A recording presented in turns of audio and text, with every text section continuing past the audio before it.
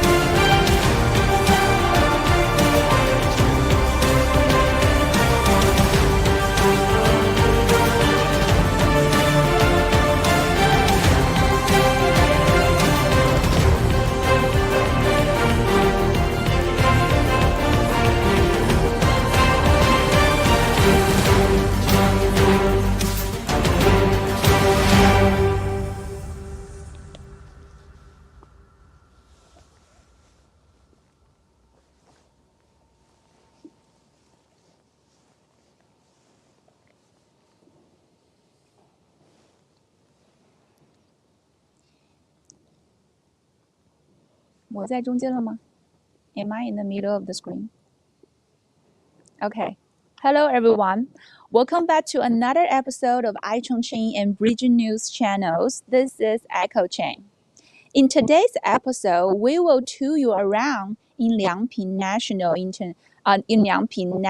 Wetland Park. This is a really amazing place because in 2022, Liangping District was selected as the only one international wetland city from Ramsar Convention. It is really a great honor because of their great achievement of the wetland protection project. Today, we will show you this beautiful scenery and explore how this place restored from a wasted fish pond into this amazing ecosystem protection project in Chongqing. So stay tuned with us, like and share this live stream video, and subscribe to us to support us. And also feel free to talk with me and to discuss the ecosystem protection, the biodiversity development in China and worldwide. It is really a close subject to our life as citizens.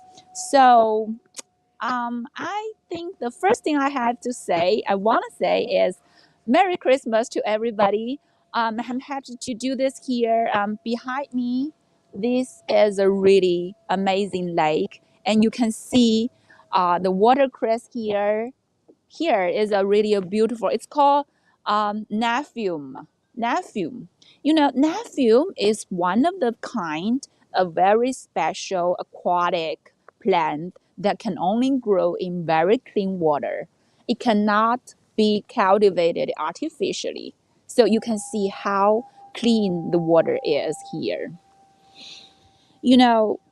Before we start our conversation with the top professional here to protect this wetland project, we have to understand why we should do this, why the United Nations would draw this really big issue of wetland protection as a worldwide issue to every country in the world. To understand the importance of wetland protection, Ramsar Convention is a key word. The Ramsar Convention is part of the United Nations Decade on Ecosystem Restoration 2021 to 2030 initiative, which is related to the Sustainable Development Goals. The aim is to restore degraded or damaged wetlands ecosystems on a large scale. This initiative also seeks to address issues related to the climate crisis, food and water security, loss of biodiversity, and other elements of the Sustainable Development Goals through the restoration of wetlands. So, wetlands can be found every corner of our planet and are often hailed as the veins of the earth. These magnificent and expansive wetlands present a wonderful landscape. These support crucial ecosystems and biodiversity. In fact, 40% of animals and plant species live or breed in wetlands. Wetlands are vital for agriculture and fisheries. They serve as sources and purifiers of water and also protect our coastlines. Peatland wetlands are the largest natural carbon stores on Earth. So the importance of wetland is clear, but today, nearly 90% of the world's wetlands are degrading or disappearing, with the loss rate of wetlands being 3 times faster than that of forests. So at the 14th conference of the contracting parties to the Ramsar Convention held in November 2022, the Secretariat honored 25 new cities with Wetland City accreditation in recognition of the work undertaken by the mayors of those cities to either conserve or restore inner city wetlands. These unique urban areas provide crucial ecosystem services for people and nature. And Liangping is one of the 25. It is the only city in southwest China to receive this title. So this is why we are presenting the show here, this Liangping National Wetland Park. is totally worthy for you to visit. Also, a place for you to understand how Chinese are protecting our wetland here, especially people in southwestern areas here. Before we enter the show, we gonna show you a video about the Liangping International Wetland Park. So please watch the video.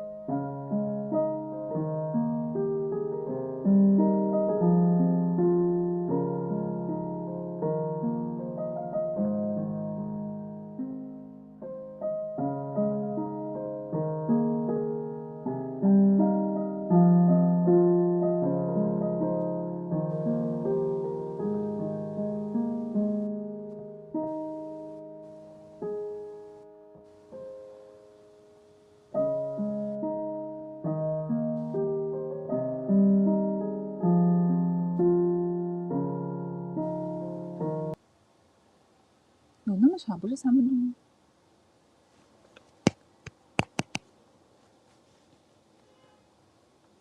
Okay. Okay. So here I am with a really professional guy beside me, Mr. Yu.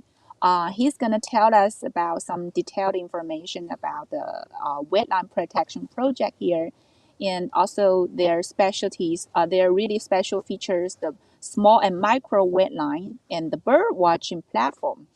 So, Mr. Yu, can you please introduce yourself to our audience? 请您介绍一下您自己对我们的观众。大家好，各位观众上午好。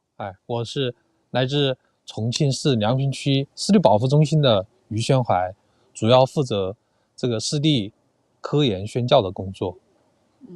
So, Mr. Yu is in charge of the promotion of this science and nature education of the wetland protection project. 那么您可以先告诉我们第一个问题，就是说咱们这个湿地的保护，梁平这个湿地保护这块是从什么时候、什么契机开始进行的呢？好的。那么那个梁平的湿地保护啊，是从2015年开始试点建设的。那么这个正值我们这个党的18大这个以来的那个习近平生态文明思想的一个践行。那么梁平抓住这个好的时机啊，然后为了满足我们市民的一些需求以及湿地生态保护的需要，那么梁平地方政府就启动了这个国家湿地公园的一个建设。So in 2015, Liangping District has started this project because of the needs of the citizens' health care. Also, to build a greener country in China is the keyword from President Xi Jinping, also the keyword for our government's work. The whole process of the recent years. It was really a great chance for many provinces and cities around China, especially in Western China. But I still curious about, like how much was invested in this project. 咱们这个项目大概投入了多少资金呢？迄今为止啊，我们这个双桂湖投入的资金大概在6、7个亿左右，包括这个生态移民，就是把这个里面的有一些影响到他的生活、生产对这个湿地有影响的一些居民，把它搬迁出来了。So this place has invested over 60 to 70,000 RMB. It was really million RMB. It was really an amazing number, including the money for carrying the citizens here to the presidential here to residentials here that they used to live here, but when we have to protect this area, we have to move them around, and we pay them money and to take care of them, to build houses for them. That part was also included. So it's really a people-centric concerned project. 那么咱们这块湿地保护主要做了一些什么样的工作？它这个地方以前是什么样的呀？这个双桂湖以前是一座这个小一型水库。那么在上个世纪啊，由于这个水库它发挥着这个水产养殖以及农业灌溉的这么一个职能呐，那么这个当地的这个周边的住户和村民就发展这个就是化肥养鱼采用有机肥投放，导致我们的湖体一度被污染，包括底层的淤溺。那么梁平地方政府就意识到这样下去的话是对我们的生态环境有一定的破坏，那么就决定开始采用这个就是停止这个化肥养鱼，采取一些这个生态治理的一些方式来治理这个双桂湖的水体，主要从源头抓起。那么 Okay, so at the end of the last century, intensive agriculture practice, along with the direct discharge of sewage from the Anning and Qianmin village here, these are all the village names, settlements near Shuanggui Lake, and pollution from agricultural runoff led to the deterioration of some parts of the Shuanggui Lake to a category 3-level water body. That was really a kind of a bad pollution level. So to restore the wetland, Liangping has started the work.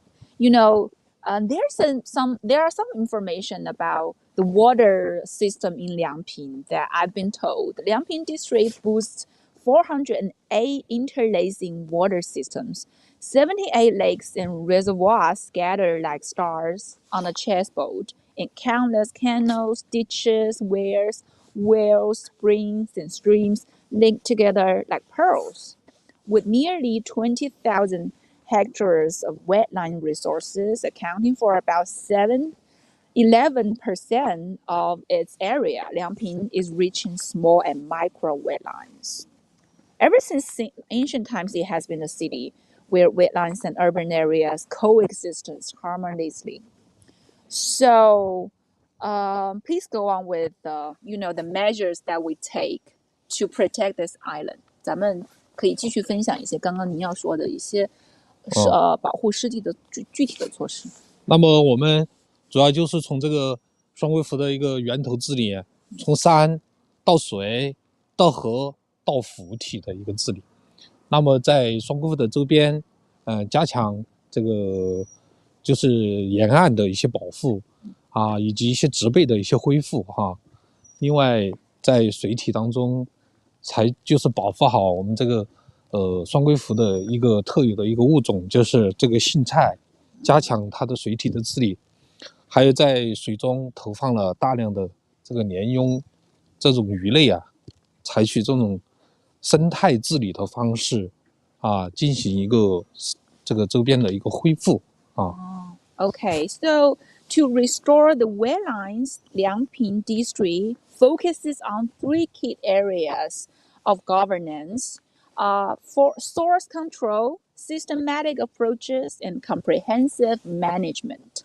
They implemented three-tier management characterized by hierarchical organizations, grid-based coordination, and intelligence systems.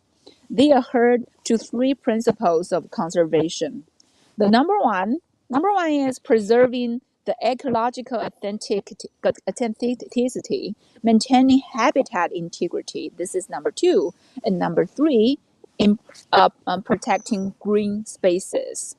I've heard Mr. Yu told us about the really special aquatic plants that we just mentioned in the beginning of our show. It's called the naphens. Naphens. Naphens. Yeah, it is really a special species because it can only grow in very clean water and cannot be cultivated artificially.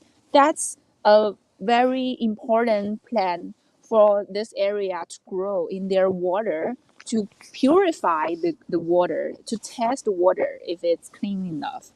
I think that was also a symbolic plan for the achievement here. So please continue the introduction. 好，您继续说一下。现在讲这个保护后的一些措施吗？可以，就是讲保护以后我们达到了一个什么效果呢？大概。那么，像远处啊，我们现在看到对岸，就是我们的一个无人区，啊，给这个野生的一些动物留足了它们的生存空间，啊，那么促进这个我们的这个人与自然的一个和谐，啊，我们不但我们自己。我们作为我们人类啊，自己留有一个空间之外，还得要给这个野生动物留足。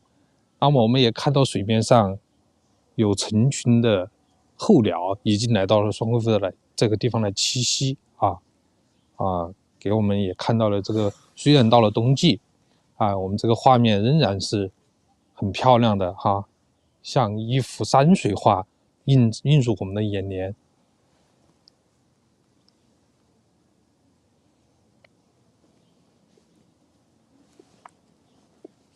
So that part is a really natural part， 就是那个区域是完全无人的，是吗？是的，就没有不允许进入的。对对对，这无人区。It's like a forbidden forest, forbidden for people, for humans, but it's also a heaven for nature, for birds, for animals and species to habitat or to grow. Yeah, that was really a great idea to build such a no man land in this park because, for some traditional agriculture design that for natural land, we'd always wanted to build the buildings, build some, houses around these spaces. But this is really a big, important decision that you can build a no man land in downtown. 拍一下他们 It's okay, it's okay. 啊，不用吗？ It's okay. 不， So, 要不要 people here, 要不要？他们在这个喜庆well, it's okay, it's okay. 好 Thank you. 啊！现在我们看看现在没关系。So the people here are photographing their wedding pictures, and it's really a holiday vibe here. You can see that we are now entering really significant part of this park. It's like a beginning of this park where people can hang around here, do some exercise and running and jogging, also bicycling.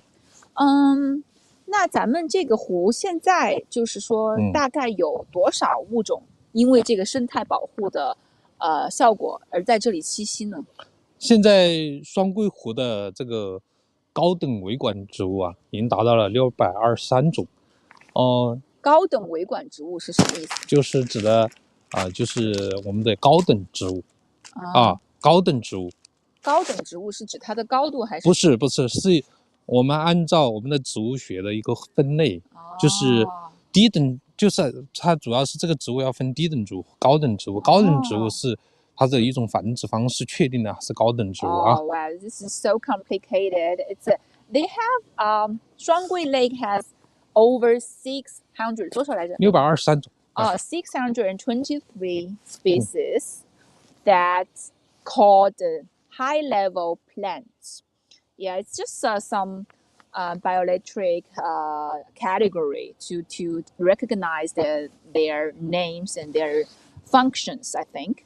So, 这是植物，那动物呢？我们现在双桂湖的脊椎动物达到了283种，其中鸟类达到了213种。Wow! So the birds that habitat here, the species, the biological species are over 310 283种对。Over 283 species. That's amazing. So, 所以每一个季节，就是每到这种冬天的时候，都会有这种候鸟过来啊。那么其中双桂湖的这个一级保护动物就是鸟类，就一级保护动物有3种，那有这个青头潜鸭，有这个彩环，还有中华秋山鸭。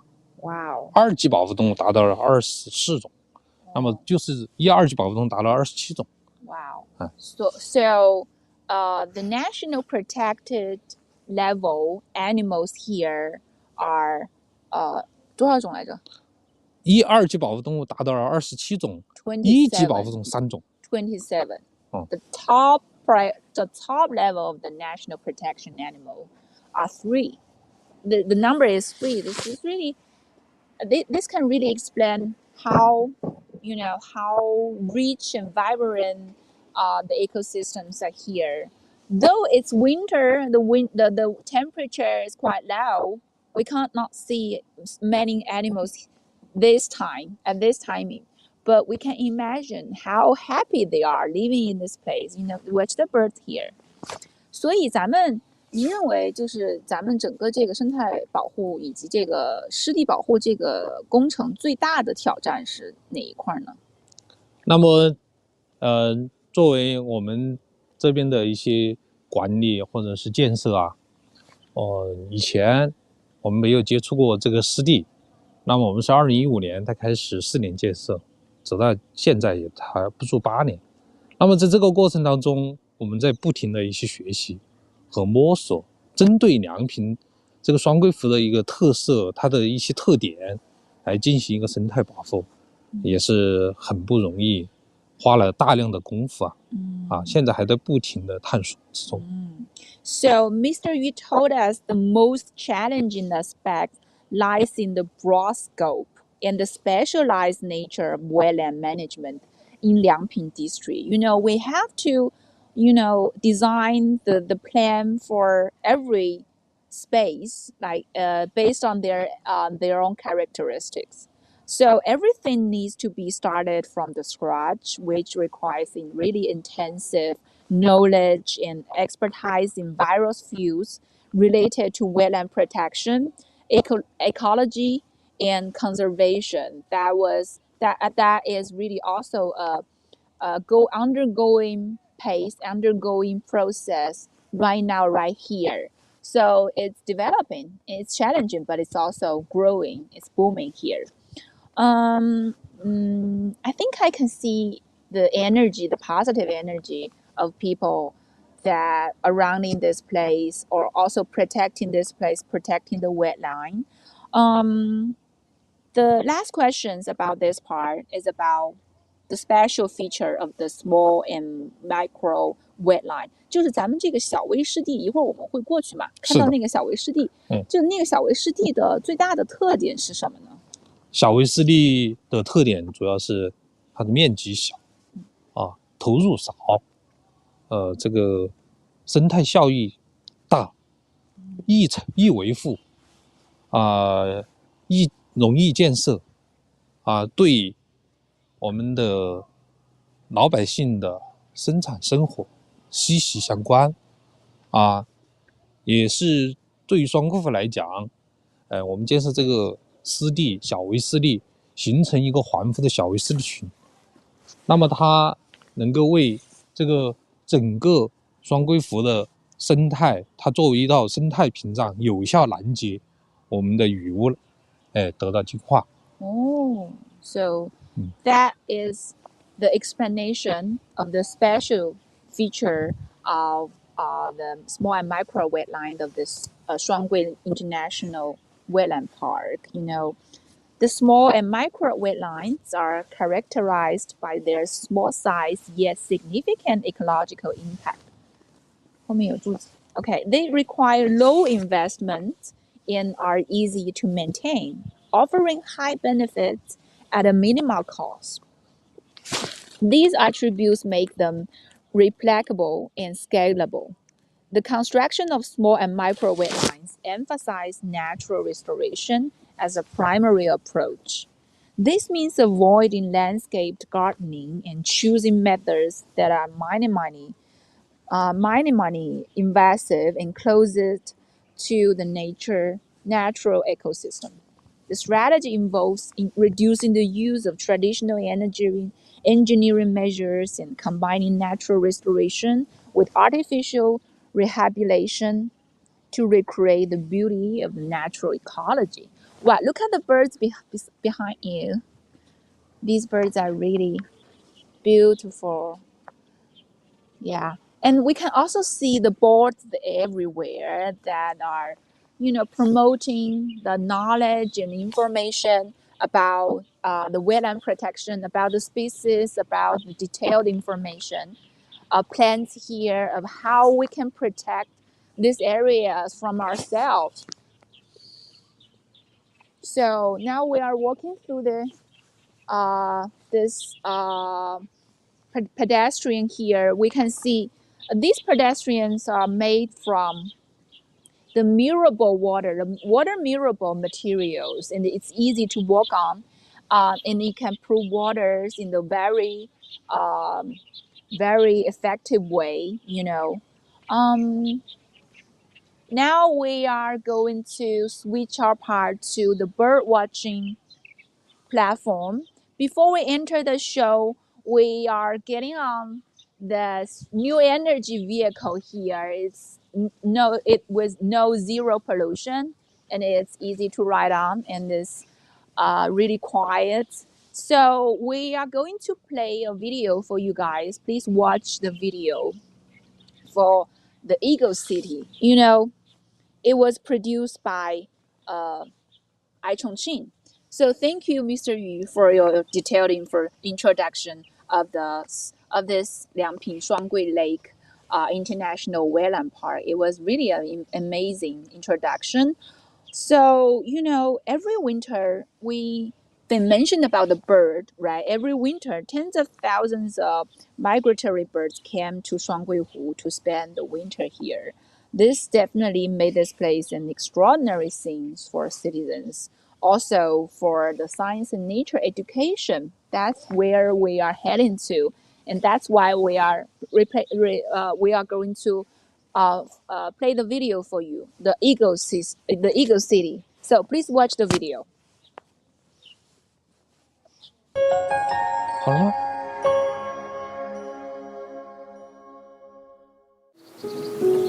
This is Chongqing. The city is famous for the beautiful mountains and rivers. However, you might not know that Chongqing has also been nicknamed the Eagle City. Hi everyone, I'm James. The location where I'm standing is a mountaintop at the Chongqing Southern Hot Springs.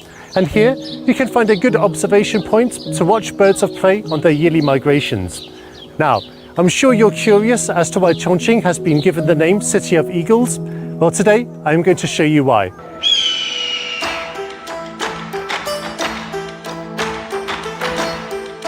跨越我们整个城区是有非常多的从西南到东北走向的一些平行岭谷。那么在整个重庆的话，多到20多条。那么这些山岭的话，在重庆的时候，它呈一个南北的一个走向，在每年春秋季的时候，给他们提供了一个非常明显的一个迁徙上的一个指引。当他们在天空上，这些山岭就像高速公路一样，来引导他们进行南北的迁徙。 所以的话，在我们重庆每年的春秋季节都会有大量的候鸟，特别是猛禽迁徙经过我们的主城，最多的时候一天能够高达10000只。这也是为什么我们重庆叫做莺飞之城的原因。Bird life is an important part of the ecological system. Since the 18th National Congress of the CPC was held 10 years ago, ecological protection has become a priority task under the guidance of President Xi Jinping in the quest for ecological civilization. In recent years, the picture of harmony between man and nature has become ever clearer to see. 就拿我们进行猛禽监测为例，那么我们在天空上观察这些迁飞的猛禽，其实我们需要一个非常好的一个天气和气候的条件，需要对这个空气的通透度的要求比较高。那么从我们这近10年的监测来看的话，其实对于重庆整个的天气的空气质量是越来越好的，也对我们进行猛禽监测提供了非常好的一个帮助。同时呢，也对这些迁飞候鸟，它们在经过我们重庆的时候，能够提供一个比较好的一个迁徙过境的一个环境。 对于我们重庆这种山城来说，我们的城市和山是相融在一起的。那么整个城市的生物多样性是比较高的。通过我们的观鸟活动，通过我们的莺飞之城的宣传和我们的猛禽的观赏的话，也能够让越来越多的民众了解到身边的野生动物，关注到身边的野生动物，从而去关注它们的生活状态，去保护到我们的身边的野生动物。These guests from afar have witnessed the continued improvement in the ecological environment of Chongqing. Since the name card Eagle City was introduced, devoted efforts from across society have played a vital role. 我们重庆本土有非常多的机构都在参与莺飞之城的建设和猛禽的保护。比如说，我们有非常多的自然教育和环境教育机构，他们会走进学校、走进社区、走进企业，去做鸟类的科普和自然体验的活动。我们重庆陆海国际传播公益基金会也会联合在迁飞季的时候做城市间的联合护飞，那就是希望在猛禽迁飞的各个城市，我们都能形成一个一个的站点来守护它的迁飞。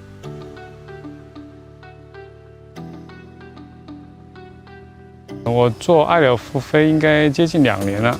一开始我本身是比较喜欢大自然的，然后后来就是参加了重庆观鸟会过后，然后偶尔会参加他们一些猛禽的一些观测的一些活动，然后就觉得这种动物特别的神奇，而且给人的感觉特别的好，然后逐渐的就爱上了这个就是空中飞的猛禽。监测的话，一般在重庆的话就是春季和秋季，2季猛禽迁徙比较多的时候的话，我们会根据计划到不同的平行岭上进行一些监测的。我们在数据统计的时候会去记录一些猛禽的种类和数量，然后会把所有的数量然后汇总到那个重庆观鸟会，然后他们会后面做一些科学的研究和分析。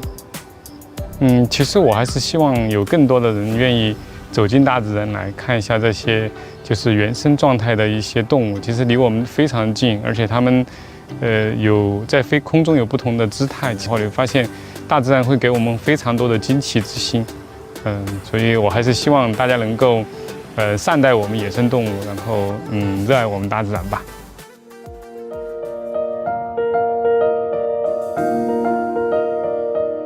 The unique topography of Chongqing has long been a key landmark in the passage of migratory birds, and now the achievements in environmental protection and popular science mean that citizens, both young and old, can enjoy ever closer ties with their natural surroundings.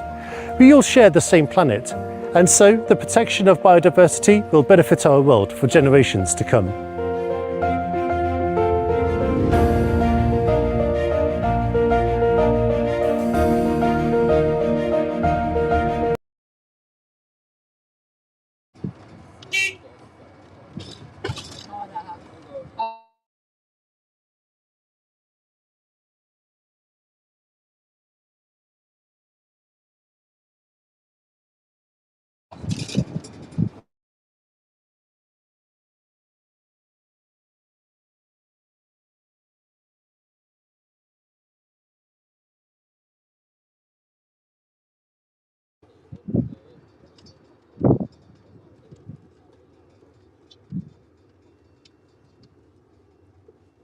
Okay, so here we are back to our screen now. Now we arrive at this small and micro wetland parts here. You can see this is a really combination area that grow many species of plants.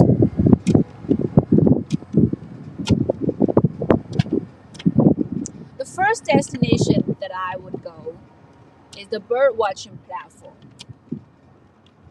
Okay, can you see that?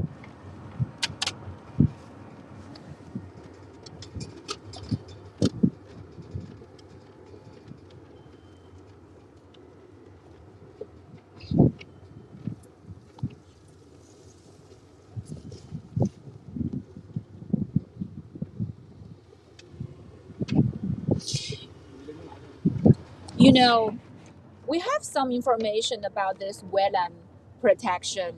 Their approach included the implementation of 3 small projects. 我们在这里停吧，谢谢。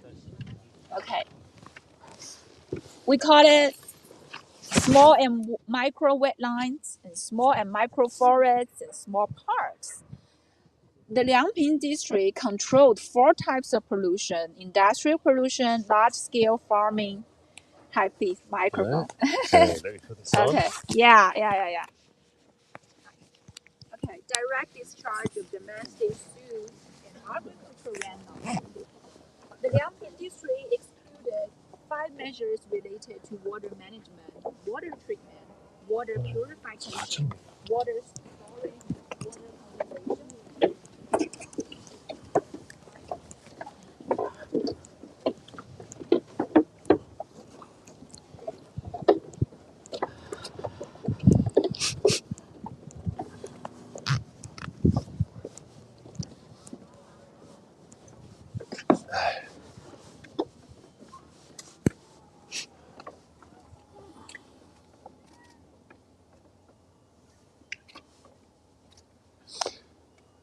Okay. Hello everybody, I'm James and welcome to our event today here in Liangping District. As you can see behind me, we have Shuanggui Lake behind us, and I have to say it is kind of a cold day today. It's only about 5 degrees, but that's not going to cool down our spirits in every way. So for the rest of the show, we have a very special guest with us. Here's Tommy. I can call him Mr. Wang. So he's an engineer and an expert in ornithology over here. And he's going to tell us a little bit more about the protection that has gone into the lake here. And we're going to learn a bit more about these species. And then towards the end, we have a very special place we want to show you, because they have an intelligent bird watching platform with lots of great, fantastic technology in there for us to check out.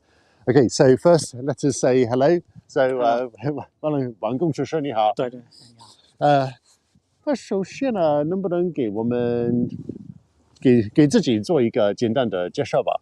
好的好的，观众朋友们大家好，我是梁明区湿地保护中心的工作人员王荣，主要负责我们双沟湖国家湿地公园的湿地保护修复和鸟类的生物多样性监测以及湿地的科普宣教工作。Okay, so Mr. Wang, like you said, he's put a lot of work into the protection here, and also was involved in the construction of this wetland park. And also, so now we're also going to learn a bit more about why migratory birds like to come here so much. 那么，能不能先给我们说一下呢？来这里栖息的鸟类是如何依赖这个地方来生存啊？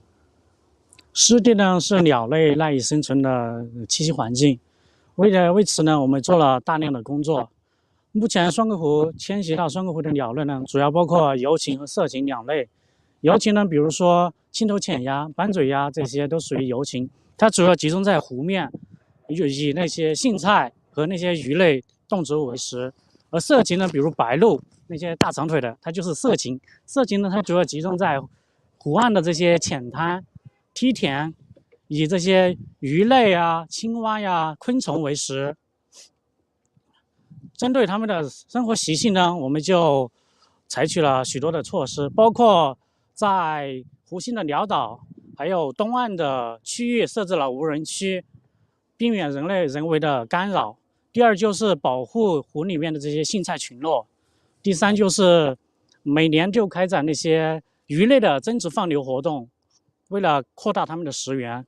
我觉得最重要的一个措施就是我们营建了环湖的这些小微湿地群落，然后种植了大量的水生植物，给这些鸟类营造一个适宜它们生存的自然生境。Yeah, great. So, yeah, they've taken lots of measures here to make this a perfect habitat for migratory birds. And we touched on a few different things, such as, of course, the cleanliness of this place. And also they've got a lot of fish and creatures that they can feed on. And also, they have, like we can see behind us, they have lots of places where they can also nest. 那么，为了这里的生态保护，你们还做了哪些特别的工作呢？比如开展那些科普自然教育活动，因为湿地的科普宣教呢，它是我们的重要的职责之一。比如每年的话，我们会利用湿地世界日、世界湿地日，还有世界野生动植物保护日，和那些世界环境日，还有重庆的湿地保护宣传周这些重要的时间节点，开展大量的那种宣传科普活动。然后呢，为了营建一个比较良好的这些科普宣教的设施和硬软件的设施，我们呢专门的修建了，比如湿地宣教中心，三峡竹博园、荇菜长廊，还有这些观鸟平台，还有小微湿地这些室内外的宣教场所。还有就是在环湖设计了数以百计的这些宣教牌，用来给市民群众进行科普宣教。Okay, so apart from optimizing the environment here, they've done a lot of science popularization over here. So I think they do, a lot of activities. Whenever there is a big international event, such as, World Environment Day, they will hold, big activities here for the public. And also, as you have seen in this program today, we have a lovely walkway that goes all the way around the lake here. And as you walk along, you can find lots of signage, which tells you lots of interesting information about the birds you can find here. Okay, so of course we get a really good view, an expansive view over the lake here, but also we have some other things we can use here, such as these telescopes here, binoculars, and close to us over here we can see some creatures, some animals like ducks. But Mr. Wang was telling me that if you look through this telescope, it can magnify the image by about 25 times. Okay, so if I have a quick look through here, yeah, I mean, you can really see, I can already see there are some birds just swimming over there on the surface. But maybe I will invite Mr. Wang to take a look and perhaps tell us what species of birds these are. 那王公学生能不能告诉我们，就是我们现在所能看到的鸟类是属哪一种啊？现在我们看到的是在湖面，湖面的话主要是一些鸭类动物。我看一下哈。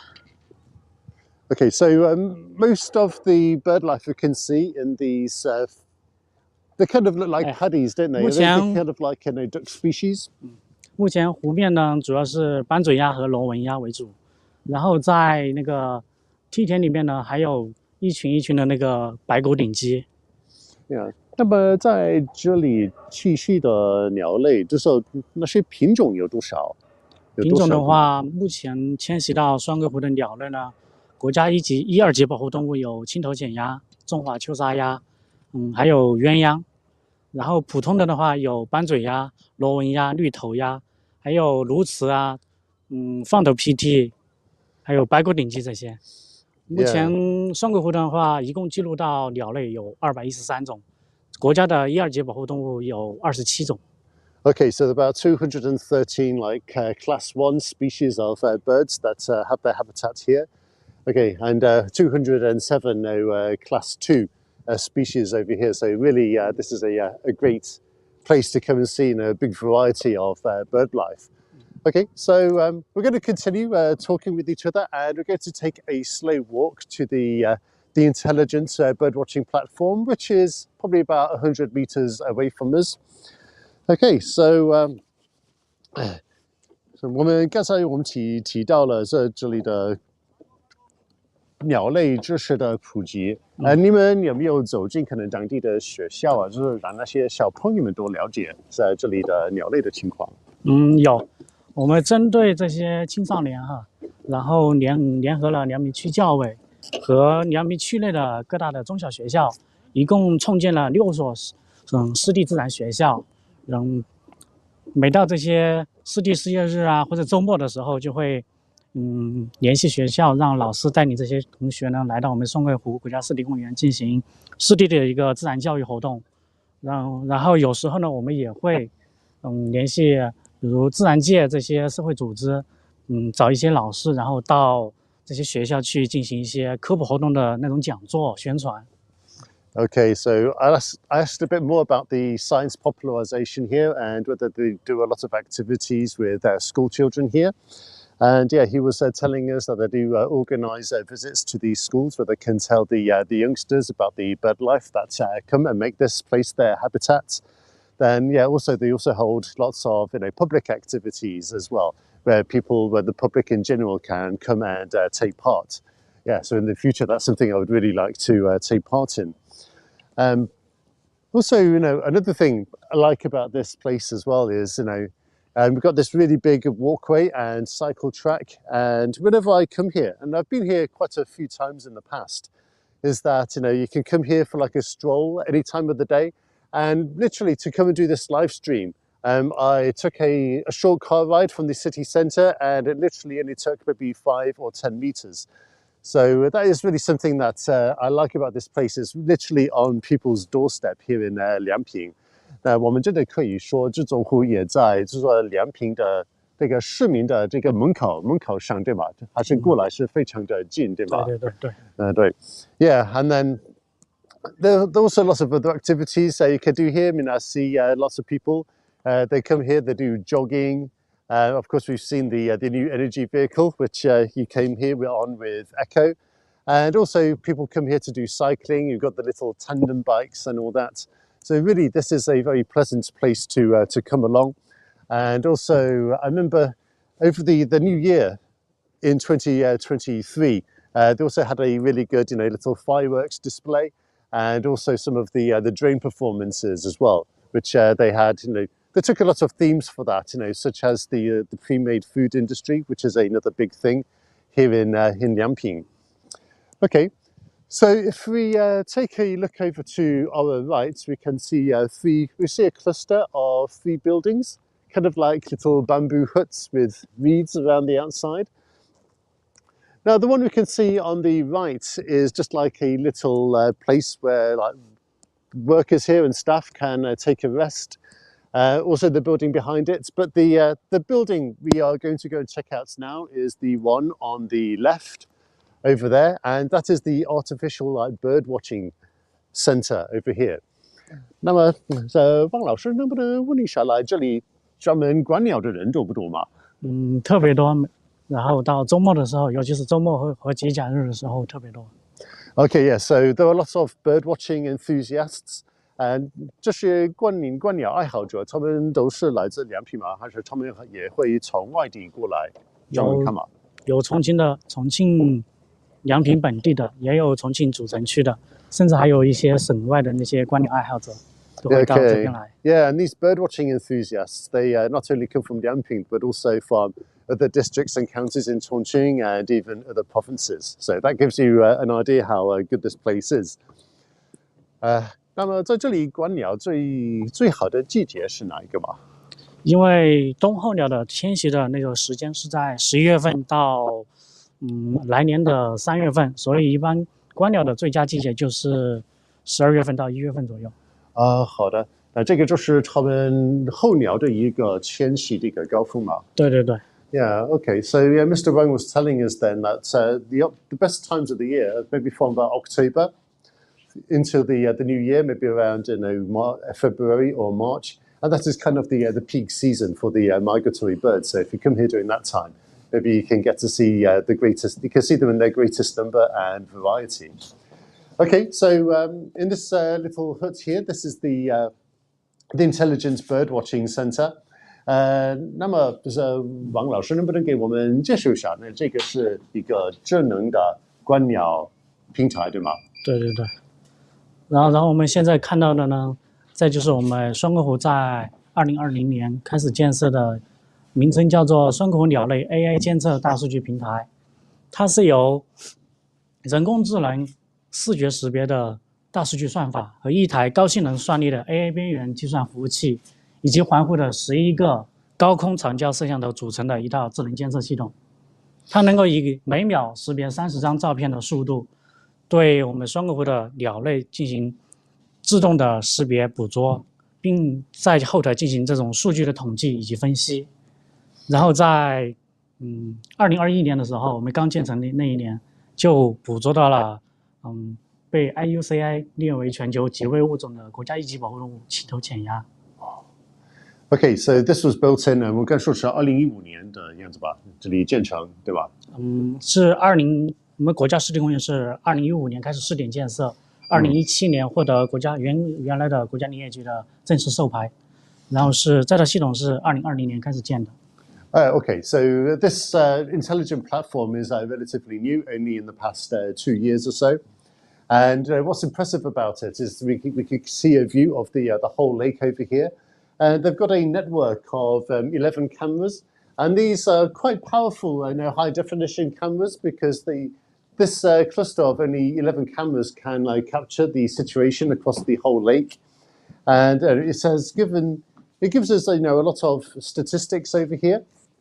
So for example, over here, it tells us the 检测识别图片，所以这个就是他们拍过的图片。对，总的数量。Okay, so it's taken over 7,885,000 pictures here. Then it also, and I think what's amazing about this system is that it can tell us the exact species of the birds.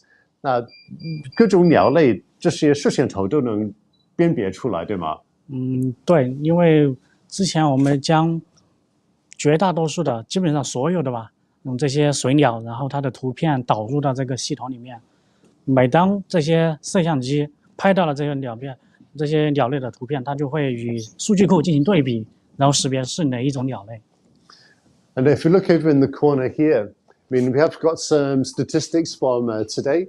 So we can see yesterday there were over 81,000 bird spottings, and today so far, and we're not even at midday yet, there have been over 42,000 spottings.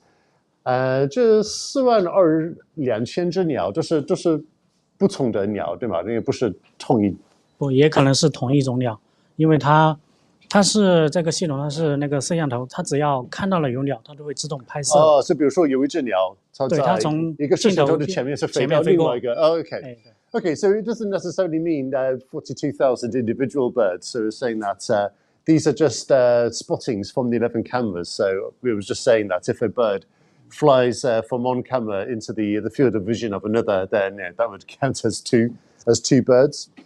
But there are lots of other interesting things we can see from this, and 这些都是实况对吗？这是一个实时的一个情况，是不是？对，我们可以看到下面这个时间，它就是在在今天的12点过1分的时候拍到的。Yeah. Okay. So at the bottom we can see a lot of live video feed down here. 有没有办法把这些画面放大一点的？看这个系统有没有什么很特别的功能可以给我们演示一下？可以，它可以看到一些摄像头的这些实时画面，我可以打开一下。Okay. So we're going to do that. So we're going to choose one or two of these live streams, and then we're going to put them on the big screen here, and we can see what is going on here on the lake. Okay, and while Mr. Rang gets that ready, as we were saying, the lake is right beside the city, so we can see over here that we have a lot of residential areas. Okay. And here we go. I mean, this is live now. This is the time here in China. So just gone lunchtime. And we can see here, we've got a lot of birds here on the side here. 那么，汪老师能不能介绍这些鸟类有我们看到这是在湖中心的一座小岛上面，然后目前在这个上面的这些鸟呢，全部都是夜鹭。夜鹭呢，它就是昼伏夜出的一种鸟类。Okay, so this is like a little island in the lake, and you told me the Chinese name. I don't know the exact name in English for this bird species. But I have also another question I would like to ask is, 我们看这些画面的时候，这些摄像头他们会自动给我们，就是会把那个焦点就是聚焦在这些鸟类上面，所以我又可以近看，又可以就是看一个全景，可以，是不是嘛？这些我们也好调整嘛。可以，我可以再调一下。Okay, so these cameras are very smart. So I just asked him, and he told me that the cameras can focus in on clusters of birds automatically. But as we can see now, he is going to kind of focus out a little bit more, and we're going to get more of a panoramic view. So as you can see, we've got like a little island here. And yeah, I'm really amazed by how much bird life we can see here. 其实在这里栖息的鸟类真的很多。对。Yeah, because often, sometimes if you go to a lake, there might be a bit difficult to spot, but not here. Like I said, there would have been 42,000 spottings today. So if you come here, and with the pair of binoculars, then really you're going to be able to see a lot of birds. But even with the naked eye, if you stand by the lakeside, you can see a lot. 那么除了这些之外，这个系统还有没有什么其他的智能功能可以给我们介绍？我们可以看到里面一些保存了一些珍贵的，他以前拍摄的一些历史画面。Okay, so we also got some past pictures and video it has taken. So and that's also available if you want to see it. Then also over here, this has taken my attention as well. So also we have an underwater camera. 那这个也是一个实时的一个水下摄像头，对吗？对。So 一般我们是为什么要在这个位置放一个摄像头啊？因为在水下放一个水下摄像头的话，我们可以实时的观测到水下的这些鱼类的生活情况呀，或者一些底栖生物的品种的变化情况啊，或者是水生植物的生长趋势这些。Yeah, okay. So the reason they want to do that then is that I suppose they're looking at the situation of the aquatic species like the fish and also other ones that the birds might feed on. Okay, so it's not only above the water, we can also see what's going on under the water in real time. 那么你觉得这个智能系统对鸟类的在这里栖息的鸟类的保护工作，你觉得做了哪些重要的贡献啊？首先，我觉得这套系统的话，它取代了以前的我们人工监测所带来的那些存在的问题。以前我们人工监测的话，可能会由于人力、物力，或者是不能够对整个湖面的全覆盖，可能有些鸟来了我们不知道，然后现在有了这套系统呢，我们就能够实时的观测到这些鸟类在哪个区域分布，然后它的种群变化趋势，然后就会根据它的种群变化趋势呢，去积极的营造一些适宜它生存的一些自然生境。Yeah, okay. So I was asking Mr. Wang, what kind of contribution has this system made to the protection of birds here? And yeah, he was telling me that, of course, it gives us a lot of live statistics. Also, if there are any changes that are going on, if there are new birds, coming, the birds leaving, then this system can tell us that in real time. And also, I hear that this also it's not only about the birds, though. I mean, if there are sometimes situations, and maybe if visitors here maybe do something that is maybe harmful to the environment, that it can also give an alert. So that's a question I want to ask as well. 那除了观测鸟类之外啊，所以如果发生一个什么，如果比如说有一个游客，有一些不好的行为啊，可能会导致就是说对水质或者环境的污染什么的，这个会不会自动给你们一个提示什么的一个报警的一个功能？目前这套系统呢，就主要是以鸟类观测为主，然后呢，比如说这些破坏湿地这些行为呢，我们主要是人工观测到，然后再派人前往处置。然后目前呢，我们正在准备建设一套双客户的电子围栏，就是主要针对比如非法捕鱼啊、非法垂钓啊，或者有游客落水这些情况，它能够有自动处置的一套系统。这样。Yeah, okay. So at the moment, when it comes to damage that is maybe caused by visitors, or if there's like a safety hazard, maybe if somebody falls into the water, at the moment, it's still like a blend of the intelligence system, but they also have a team of people who patrol around the lake as well. So it's kind of a blend of artificial intelligence and the traditional kind of park rangers, if you like.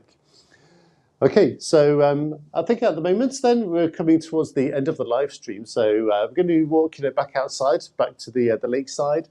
And I just want to say a few things. So I think one of the very valuable things about Shuanggui Lake is that it tells us a lot about the importance of environmental protection, and also in many aspects as well. So we've talked a lot about how it's attracted a lot of birds to make this place their habitat, and that's also that's not only important for the protection of the birds themselves, but it's also given a lot of opportunity for science popularization. So it's really given an opportunity for them to go into the schools, teach the next generation about the importance of environmental protection.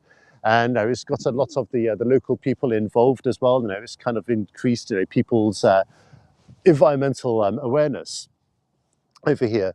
But also, this is also also very important for local tourism as well, because lots of people come here to visit from Liangping and other areas.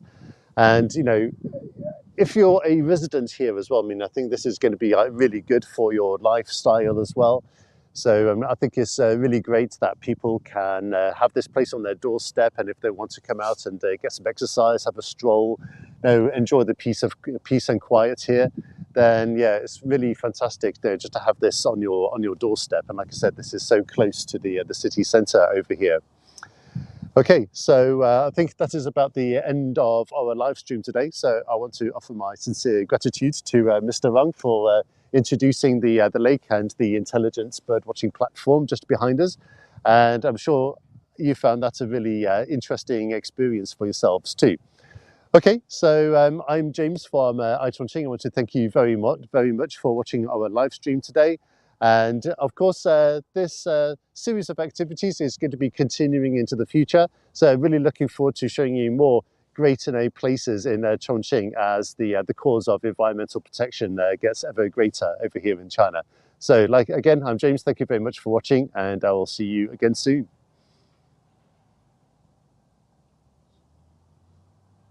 China, the air is so polluted that it's darkened the sky. Most believe the dirty air is here to stay. BBC News, Beijing. The most polluted city on the planet, with a pollution cloud hanging over this country from the Russian border in the far northeast all the way down to the central cities of Chongqing and Chengdu.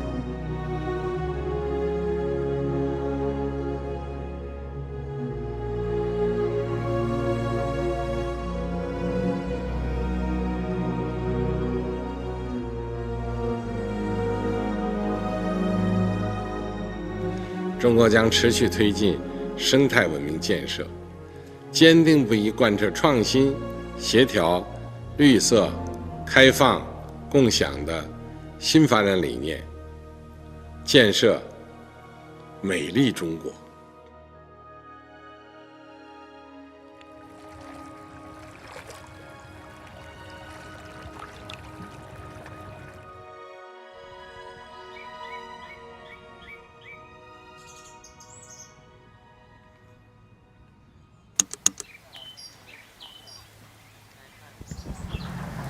I'm standing here on Guangyang Island.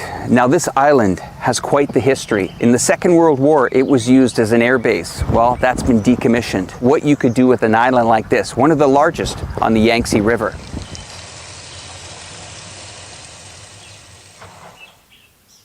And I'm here with my host, Vivi, and she's gonna be our guide today. How big is this island? 广阳岛枯水期面积有10平方公里，丰水期面积是有6平方公里，有4平方公里的消落带。目前我们岛内是收集到了500余种植物，190余种鸟类，其中有4种国家1级保护鸟类。 So I'm on the central part here of the Guangyang Island here. These terraced fields that are behind me here, well, they grow vegetables and carrots or lettuce, fresh. And it also has a special irrigation system below it. 在2016年前，广阳岛曾规划了300万平方米的房地产开发，曾准备居住5万余人。2017年8月，市委市政府决定环岛于民，将其定位为长江风景眼、重庆生态岛。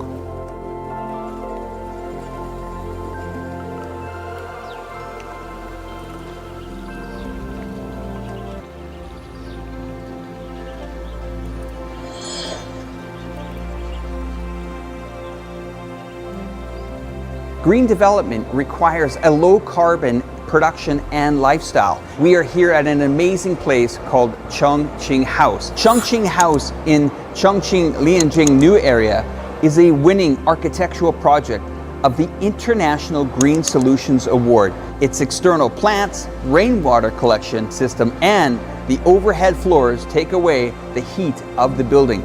These have a system, a really unique system that can collect rainwater. Its annual comprehensive energy consumption is only 50% of the national limit value and saves nearly 20% of tap water compared to other buildings.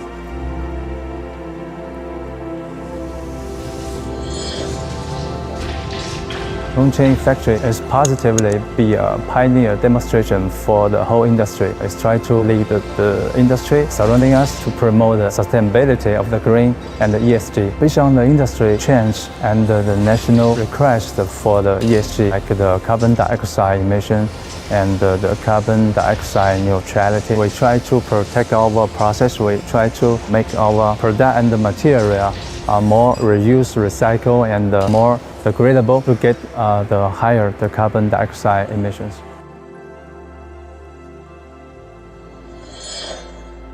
The automotive driving vehicle Apollo Go has obtained the qualifications to conduct a commercial transportation service in the Yongcheng Chongqing. It's China's first fully unmanned transportation service qualification.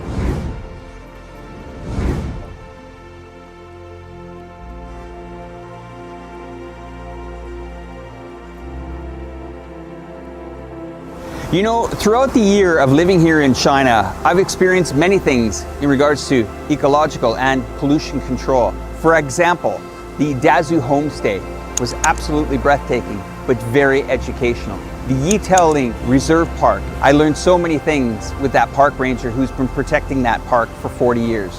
And the investment in infrastructure in Wulong in the treetop walk, bringing your children to a park where they can have fun and learn really important things about ecology. And including Wushan, every autumn, lush red leaves dot the Yangtze River canyons.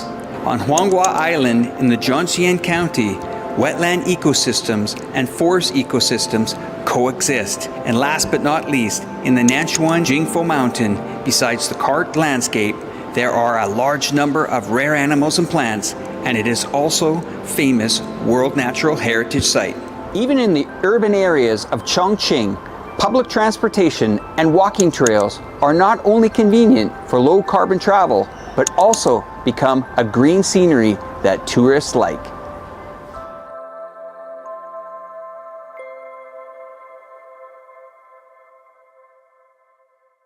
Thanks to the Chongqing people for their great efforts. This has really helped the environment with a strategy going forward into the future. In 2013, the number of days with good air quality in Chongqing was only 206, accounting for 56% of the whole year. Well, let's fast forward that number to 2021. This number is 326 days, accounting for almost 90% of the year. As a result, the probability of acid rain and precipitation dropped from 48% to just 8%. In the past decade, the city's forest coverage has increased by 2% annually, reaching a staggering 54.5%. The area of soil erosion has decreased by 12.5%. Chongqing manages 1,145 kilometers of various rivers. During the 10-year fishing ban in the Yangtze River, more than 5,300 fishing boats were properly disposed of, and more than 10,000 fishermen came ashore and changed their way of life with the help of the government to explore new working opportunities. Chongqing is just one of 600 cities in China who have embarked on this ambitious plan to achieve China's promise to the world. China aims to have a carbon dioxide emission peak before 2030 and achieve carbon neutrality by 2060. This is a remarkable task for a developing country of 1.5 billion.